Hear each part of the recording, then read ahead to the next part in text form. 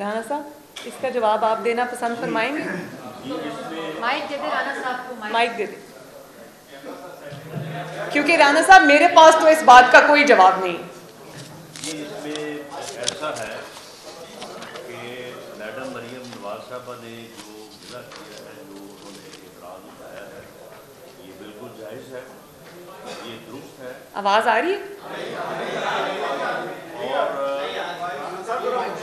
जी, तो मैंने कहा कि ये इतराज़ जो मैडम मरियम नवाज साहबा ने उठाया है, ये बिल्कुल दुरुस्त है, ये जायज़ है।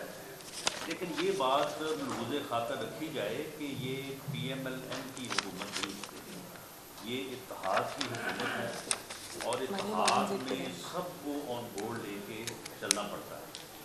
इस सिलसिले में जो कल मीटिंग हुई है कैबिनेट की, 25 मई के वाक़यात के बाद मेरा ये बड़ा फॉर्म जो है वो एनालिसिस था और रिक्वेस्ट थी कैबिनेट से कि कैबिनेट जो है वो इस बारे में फैसला करे और इसके ख़िलाफ़ म्यूटनी जो है वो Beijing war against the government और पाकिस्तान के कैपिटल पर मुसल्लह जथे से हमलावर होने का जो है वो मुकदमा दर्ज किया जाए, इसे गिरफ्तार किया जाए, इसे प्रोसिक्यूट किया जाए।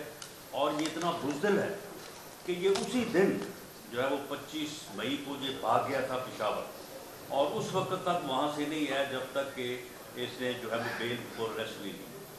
उस वक्त कैबिनेट ने इसके ऊपर कोई फैसला करने की बजाय एक सब कमेटी बना दी और सब कमेटी के जब मामला सुपुर्द होता है तो फिर बात लंबी हो जाती है।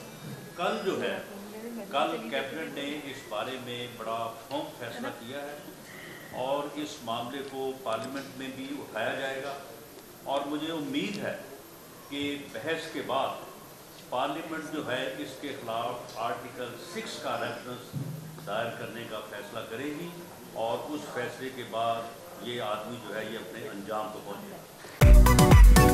मेरी टैक्सी में बैठ जाओ, जहां तक ले जाऊंगा।